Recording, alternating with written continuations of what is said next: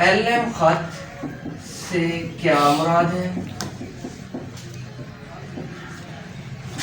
LM खत में इंतहाई केंजियन रेंज, ठीक है, इंतहाई केंजियन रेंज और क्लासिकल रेंज की मदद से खत बनाएं।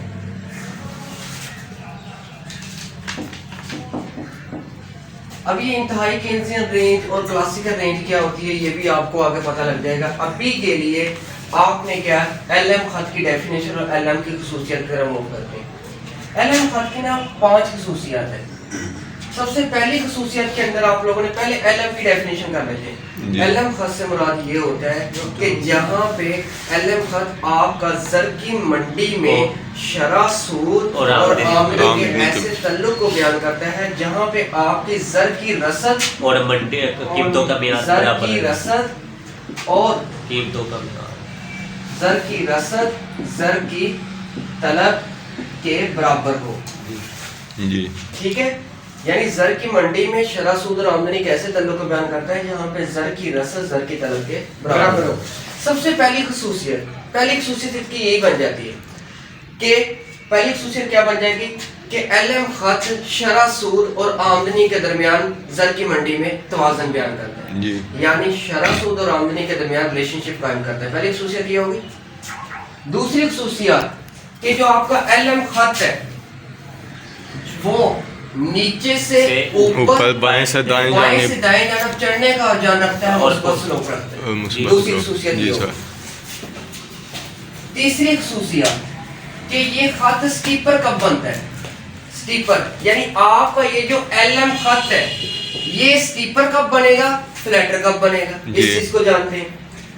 2 चीजें जान लो कि जब आपकी आमदनी में कम निस्बत से इजाफा हो, यानी आपकी आमदनी में कम, ये छोटा सा एरो मैंने शो किया, इसका मतलब है कम निस्बत से इजाफा जी, लेकिन आपकी मामलाती तलब में ज्यादा निस्बत से, ये बड़ा एरो, आमदनी में कम निस्बत से इजाफा और ज़र की मामलाती तलब में ज्यादा निस्बत से इजाफा। एक आमदनी में कम निस्बत से इजाफा, मामलाती तलब में ज्यादा निस्बत से इजाफा। और दूसरी बात शरह सूद में ज्यादा निस्बत से इजाफा और आपकी जो ज़र की तखमीनी तलब, एलएस से मुराद है ज़र की तखमीनी तलब, इसके अंदर कम निस्बत से इजाफा हो तो आपका ये जो एलएम खत बनेगा ये स्टीपर बनेगा। आमदनी में कम निस्बत से इजाफा, आपकी ज़र की मामलाती तलब में ज्यादा निस्बत से, शरह सूद में ज्यादा निस्बत से, इसमें कम निस्बत से, जो आपका जो एलएम खत बनेगा वो क्या बनेगा? स्टीपर बनेगा। स्टीपर कैसे? स्टीपर जब भी कोई खत बनता है वो एक्स एक्सिस की तरफ मूव करता है ज्यादा या वाई एक्सिस की तरफ मूव करता है? वाई एक्सिस की, वाई एक्सिस। यानी आपका ये जो एलएम खत होगा ये कुछ ऐसे खड़ा हुआ है। जी, अब मैं इस चीज को थोड़ा सा प्रूव भी कर देता हूँ। देखिए फर्ज करिए तो एलएम की सूरत में आपका एलएम खत ऐसे बनेगा। अब ये देखिए हम इसको देखते हैं, ये मैंने बना दिया आपका आमदनी और इसका जो रिलेशनशिप होता है वो पॉजिटिव होता है नेगेटिव होता है। आपकी आमदनी और ज़र की मामलाती तलब का रिलेशनशिप पॉजिटिव होता है नेगेटिव होता है। चलिए फर्ज करें कि ये मैंने पॉजिटिव, यानी यहाँ पे होगी हमारी एलडी ज़र की मामलाती तलब, यहाँ पे होगी हमारी आमदनी, ठीक है। मैंने यही कहा ना कि आमदनी में कम निस्बत से इजाफा होगा लेकिन आपके एलडी में ज्यादा। देखिए हम क्या देते हैं, हमारी यहाँ पे LD1 ये है, हम हमारी आमदनी Y1 है तो हमारी जो ज़र की मामलाती तलब है L1। अब देखना हमारी आमदनी इतनी सी कम हुई है, थोड़ी सी कम, मैंने ये कहा ना कि आमदनी में थोड़ी सी तब्दीली, गैप चेक करें जी, और ज़र की मामलाती तलब का आप गैप चेक कर लें, ज्यादा तब्दीली हुई जी। जब आमदनी में थोड़ी तब्दीली और ज़र की मामलाती तलब में ज्यादा तब्दीली होगी उसमें आपका खत बनेगा स्टीपर। पहली बात साबित हो गई जी सर। अब ये दूसरी बात भी थोड़ी सी मैं साबित करके दिखा देता हूं। देखें आपके यहाँ पे होता है शरह सूद और यहाँ पे होता है LS यानी ज़र की तखमीनी तलब जी। शरह सूद और ज़र की तखमीनी तलब के दरमियान रिलेशनशिप पॉजिटिव था नेगेटिव था। तो नेगेटिव इट मींस दैट आपका जो खत बनेगा नेगेटिव, पॉजिटिव स्लोप वाला तो ऐसे बनेगा, नेगेटिव आपको पता है कि खत ऐसे बनता जी है, सर। जी ऐसे होता है। ये आपका बन गया ज़र की तखमीनी तलब का। अब मैं कहता हूँ कि आपने यही कहा कि शरह सयाह में हमने कहा शरह सूद में ज्यादा तब्दीली, जी। लेकिन तखमीनी तलब में कम। शरह सूद है R1, इसको अगर नीचे की तरफ आप गिराएं तो आपकी तखमीनी तलब है LS1। शरह सूद ज्यादा तब्दील होनी चाहिए। जी। देखें शरह सूद में कितनी तब्दीली है, आपको वाज़ेह तौर पर नजर आ रहा है कितना R2, लेकिन ज़र की तखमीनी तलब में देखने कितनी सी तब्दीली है। ये बात साबित हो गई। जी सर। थर्ड पॉइंट के अंदर ये कहता है, ये बस आपने कंसेप्ट याद रखना है कि जब आपकी आमदनी में थोड़ी तब्दीली, आपकी LS में ज्यादा तब्दीली, LT में ज्यादा तब्दीली, आपकी शरह सूद में ज्यादा तब्दीली और LS आपकी में जो ज़र की तखमीनी तलब है उसमें कम तब्दीली, तो आपका जो LM खत है वो कैसा बनेगा? स्टीपर बनेगा। ठीक है? इसकी निशानी आप इस तरह रख लें, इसका पहला छोटा, इसका जी। लास्ट छोटा। जी ठीक है, अब मैं इस चीज को उल्ट करता हूँ। आगे जो आपका चौथा पॉइंट है ना वो फ्लैटर है जी। इसी चीज को आप उल्ट कर देंगे वो फ्लैटर बन जाएगा। यानी कैसे? अगर आप आमदनी में ज्यादा तब्दीली, इधर छोटा एरो, जी। इधर आपकी जी। आमदनी में ज्यादा तब्दीली, और LT यानी आपकी ज़र की मामलाती तलब में थोड़ी तब्दीली। ठीक है, शरह सूद में थोड़ी तब्दीली, इसका छोटा एरो, इसका छोटा, और आपकी जो ज़र की तखमीनी तलब है उसमें ज्यादा तब्दीली। इसको उल्ट कर दिया सारे को। तो मुझे खत बताएं आपका स्टीपर ही बनेगा या फ्लैटर बनेगा? फ्लैटर। फ्लैटर बनेगा। तो वो आपका LM खत फिर कैसा बनेगा? वो LM एक्स की LM खत आपका होता है पॉजिटिव स्लोप वाला, तो वो फिर कुछ इस निस्बत से बनेगा, जी, पॉजिटिव स्लोप। जी। ये y एक्स एक्सिस की तरफ आना शुरू जी करेगा। सर। ये y एक्सिस की तरफ जा रहा था, अब ये x एक्सिस की तरफ आ रहा है, y एक्सिस की तरफ नहीं जा रहा, और ये आपका क्या है? LM। अब मुझे बताएं कि इसका तो मुझे ये आपको खत बना के दिखाने की जरूरत नहीं, No, समझ sir। आ गया है ना? जी। ठीक है, तो याद रखना बस आपका जो थर्ड पॉइंट है खसूसियत के अंदर वो ये ओवरऑल। जी सर। मैंने आपको ये बना के भी दिखा दी, ठीक है। लेकिन यहाँ पे मैंने ये आपको इसलिए समझाया, हमारा उसने कहा ये तो डायग्राम एक अलहदा थी, लेकिन उसने आपको डायरेक्ट ये कहा कि LM खत आपका ऐसे बनेगा, ऐसे बनेगा। ये जब आप डायग्राम कॉम्बिनेशन करेंगे उससे आपको पता लग जाएगा। लेकिन इससे पता लग गया कि जब ये स्टीपर बनेगा तो ऑटोमेटिकली आपका ये स्टीपर बनेगा। जी। अगर इसको फॉलो करते हुए ये आपका फ्लैटर बनेगा तो इट मींस दैट ये भी आपके दोनों खत क्या होंगे? फ्लैटर होंगे। यहाँ तक बात समझ आ जी गई? सर। ये थी आपकी पहली खसूसियत, क्या थी? शरह सूद और आमदनी का आपस में ताल्लुक। दूसरी खसूसियत ये खत नीचे से ऊपर, बाएं से दाएं तरफ चढ़ने का और चढ़ने का चढ़ने रुझान। का। तीसरी आपकी स्टीपर स्टीपर वाली। और चौथी होगी फ्लैटर। यहाँ तक बात समझ आ गई? जी सर। अब इसकी एक लास्ट वाली खसूसियत रह गई और आपका लॉन्ग क्वेश्चन कंप्लीट हो जाएगा। ठीक है, जी। लास्ट वाली खसूसियत ये है कि आपका उसी तरह अगर आपको IS याद हो, IS खत के अंदर भी हमारा जो IS खत था वो हमारा बिल्कुल OS खत के हॉरिजॉन्टल भी बना था, जी। और हमारा IS खत बिल्कुल हमारे इसके y एक्सिस के वर्टिकल भी बना था।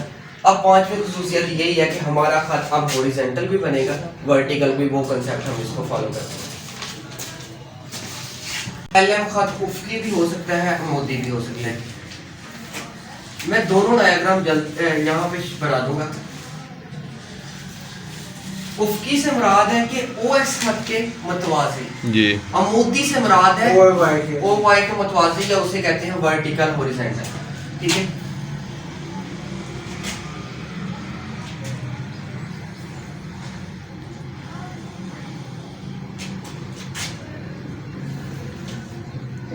उफकी खत। ठीक है, यहाँ पे OY x axis, OY x axis, OY x axis, OY और एक्स एक्सिस। ठीक है, यहाँ पे हमने ले लिया शरह सूद, शरह सूद। यहाँ पे बताओ क्या आएगा? सरमायाकारी। आमदनी। आमदनी। सरमायाकारी का यहाँ पे कॉम्बिनेशन नहीं है। सरमायाकारी किधर आएगी? सरमायाकारी IS खत में आती है। यहाँ पर मामलाती तलब। ज़र की मामलाती तलब, मामलाती तलब, वहाँ पर भी मामलाती तलब। ज़र की मामलाती तलब, तखमीनी तलब, तखमीनी तलब। ज़र की तखमीनी तलब, ऊपर भी ज़र की तखमीनी तखमीनी तलब। ठीक है, अच्छा ये देखें कि आपका ये एलएम खत उफ्की बनेगा या अमूदी बनेगा, सिर्फ और सिर्फ आपके ये डायग्राम नंबर जो 1 है, शक्ल नंबर 1, इसके ऊपर डिपेंड करता हाँ जी। जी सर, ठीक है। आपने कल भी बताया। है। अगर आपकी ये वाली शक्ल के अंदर आपका ये वाला खत उफ्की बनेगा यानी हॉरिजॉन्टल बनेगा तो आपका एलएम खत हॉरिजॉन्टल बन जाएगा जी। अगर यहाँ पे ये खत आपका वर्टिकली बनेगा तो आपका एलएम खत भी वर्टिकली बनेगा। ये उसी तरह इनका नेगेटिव रिलेशनशिप है, ये खत वैसे का वैसे, इनका पॉजिटिव रिलेशनशिप है, ये वैसे का वैसे। अब हम ये कि फर्ज कर लेते हैं शरह सूद और की तखमीनी तलब के दरमियान जो रिलेशनशिप है, यानी आपकी शरह सूद फिक्स कर दी गई है, शरह सूद के अंदर कोई भी तब्दीली नहीं आती, यानी आपकी तखमीनी तलब LS1 हो, LS2 हो, LS3, LS4 जो भी हो, आपके शरह सूद को कोई इफेक्ट नहीं करेगी। अगर आपको याद हो, एक हम कंसेप्ट करते होते हैं सिफर लचक वाला, यहाँ पे कि हमारी प्राइस जितनी मर्जी बढ़ जाए या कम हो जाए, हमारी जो तलब या रसद जो भी होती है उसके अंदर कोई भी तब्दीली नहीं आती, यानी प्राइस P1, P2, P3 कोई भी तब्दीली नहीं आती। इसी तरह यहाँ पे सिचुएशन यही है कि ये डायग्राम कुछ इस तरह बनी हुई है कि यहाँ पे शरह सूद आपका फिक्स कर दिया गया, ये बढ़े या कम हो, शरह सूद के ऊपर कोई भी इफेक्ट नहीं पड़ेगा। यहाँ तक बात समझ आ गई? जी सर। देखिए आपका पॉइंट यहीं से स्टार्ट होता है, ये डाय शक्ल नंबर 1 होती है, शक्ल नंबर 2 और शक्ल नंबर 3, और ये जो होता है यहाँ पे एलएम खत बन है। अब यहाँ से हम ये तो फिक्स कर दिए, हम कह देते हैं यहाँ से ज़र की तखमीनी तलब है ये वाली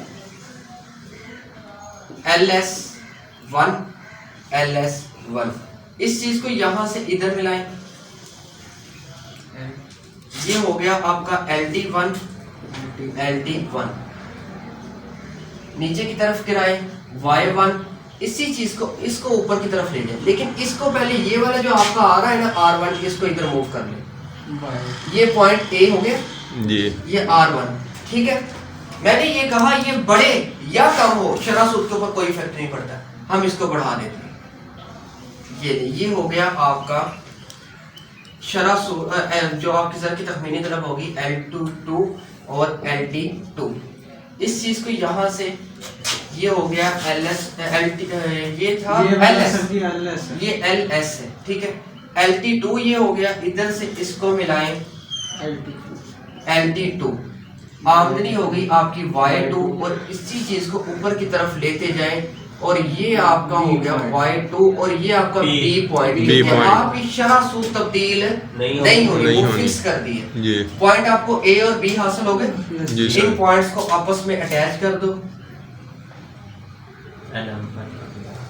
और ये आपका क्या हो गया LM, जो मैं ब्लैक शो कर दी जी, ठीक है। सिंपल वैसे ऐसे बन जाएगा। इसको ये दूसरे वर्ड में ये जो आपका LM खत बने, इसके 3 नाम है। पेपर के अंदर अगर ये 3 नाम की सूरत में आ जाए तो आपने परेशानी होना। एक इसी खत का नाम है उफ्की खत जी, एक इसी खत का नाम है इंतहाई केन्जियन रेंज, और क्लासिकल नहीं, इंतहाई Keynesian range.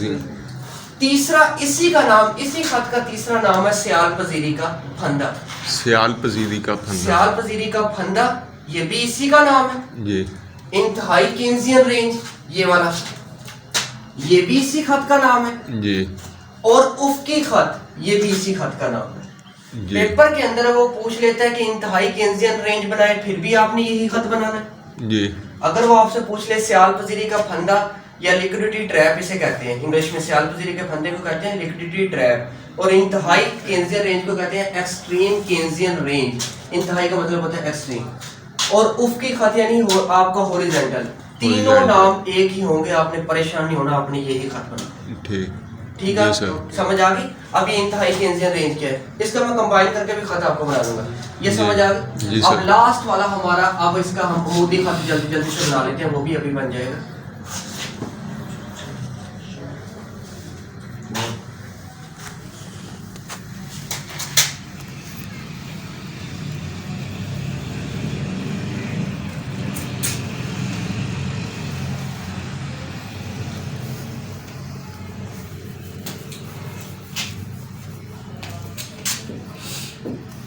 Y x-axis, O y x-axis, O y x-axis, O y, और और एक्स एक्सिस, यहाँ पे आ जाता है मोदी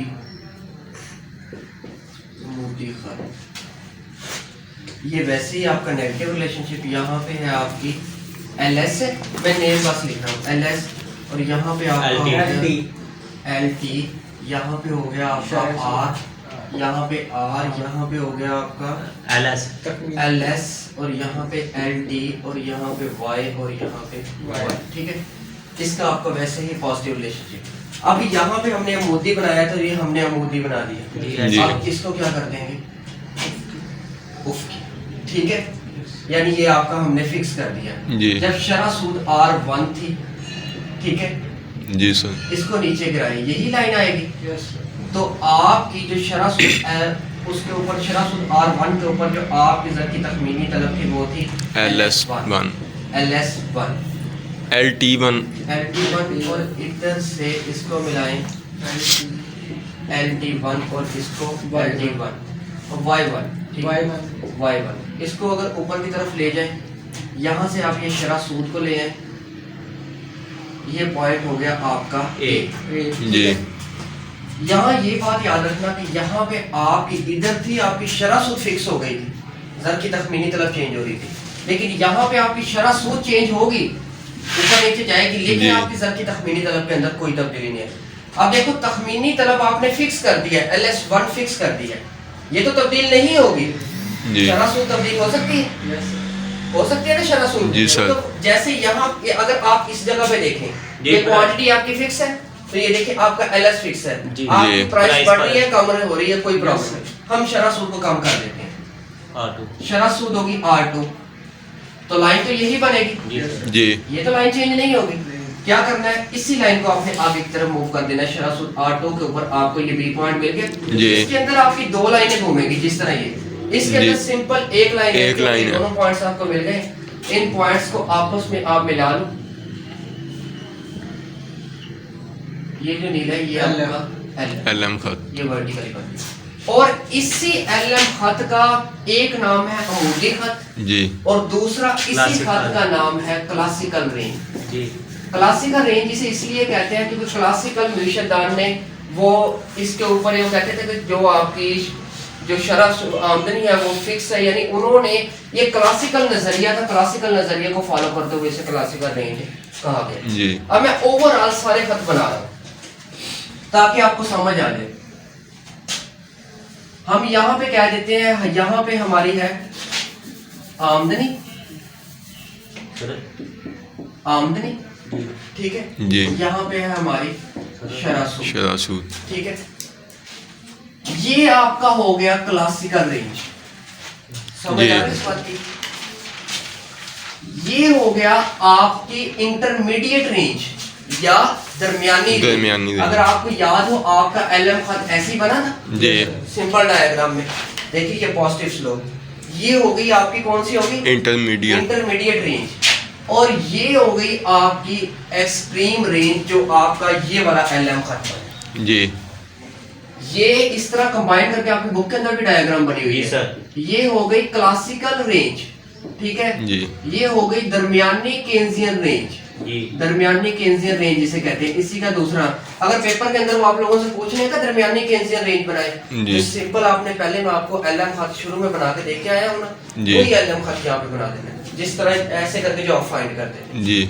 और इसके नाम है इंतहाई केन्जियन रेंज या सियाल पजीरी का फंदा, या आप इसे क्या कहेंगे उफकी खत, ठीक है।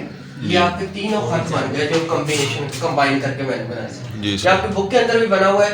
अब आपको ये डायग्राम अगर बुक के अंदर देखेंगे आपको कंप्लीटली समझ आ जाएगी। ये तीनों खत का कॉम्बिनेशन किया हुआ है, यस सर। एक जी, वो दूसरा जो पहले समझा चुका हूँ, और तीसरा ये वाला खत जो यहाँ पे आया हुआ, ठीक है। पेपर के अंदर उफकी खत, इंतहाई केन्जियन रेंज या आपसे सियाल पजीरी का फंदा पूछता है तो ये वाला जी सर। नहीं है। इसके बाद अगर वो आप लोगों से अमूदी खत या क्लासिकल रेंज पूछे तो आपने ये खत बना देना जी सर, ठीक है। अगर वो आप लोगों से दरमियानी केन्जियन रेंज पूछे तो आपने जो पीछे मैंने आपको सिंपल एलएम खत जी, फाइंड सर। करना सिखाया वो बना दिया। जी ठीक है, ये क्वेश्चन कंप्लीट हो गया है कि एलएम खत क्या है, एलएम खत की खसूसियत, ये पांचों खसूसियत, पांचवी खसूसियत में आपने ये डायग्राम और ये डायग्राम बना के इन्हें थोड़ा थोड़ा एक्सप्लेन कर देना है। इसको कह देना है कि यहाँ पे शरह सूद और जो आपकी ज़र की तखमीनी तलब है, इनके अंदर जो शरह सूद है वो आपकी फिक्स है, ज़र की तखमीनी तलब आपकी तब्दील होती रहेगी। जी फिर इन तीनों डायग्राम के कॉम्बिनेशन से आपको ये पॉइंट हासिल हुआ है, यानी ये ए और बी पॉइंट्स हासिल हुए, जिससे हमें पता लग गया कि हमारा जो एलएम खत बनना है उसकी, जैसे आपको मैंने पहले बताया था कि इसको इसी तरह कि शरासूद जब R1 थी तो हमारी जो ज़र की तखमीनी तलब थी LS1 थी, शरासूद R2 ज़र की तखमीनी तलब LS1 ही रही, वो जी तब्दील नहीं हुई। इसी तरह हमारी दूसरी डायग्राम के अंदर, क्योंकि हमारी यहाँ पे जो ज़र की तखमीनी तलब है वो फिक्स है, इसलिए हमारी ज़र की मामलाती तलब भी LS1 वो फिक्स रही, वो तब्दील नहीं हुई। और हमारी दूसरी डायग्राम के अंदर जो हमारी ज़र की तखमीनी तलब है वो भी फिक्स रही, तब्दील नहीं हुई। डायग्राम नंबर 3 के अंदर भी, क्योंकि हमारी ज़र की तखमीनी तलब के अंदर कोई तब्दीली नहीं आती, इस वजह से हमारी जो ज़र की मामलाती तलब है और हमारी आमदनी वो फिक्स रहती है, वो तब्दील नहीं होती। लेकिन चौथी डायग्राम के अंदर हमें इन तीनों डायग्राम के कॉम्बिनेशन से पॉइंट ए और बी मिल जाते हैं। इन पॉइंट्स को आपस में मिलाने से हमें एलएम खत हासिल होता है, जो कि बिल्कुल ओ वाई खत के साथ अमूदी खड़ा हो जाता है, जिसे अमूदी खत कहते हैं या हॉरिजॉन्टल खत या क्लासिकल कहते हैं। जी सर। ठीक है, इस तरह आपने इसे एक्सप्लेन कर दिया।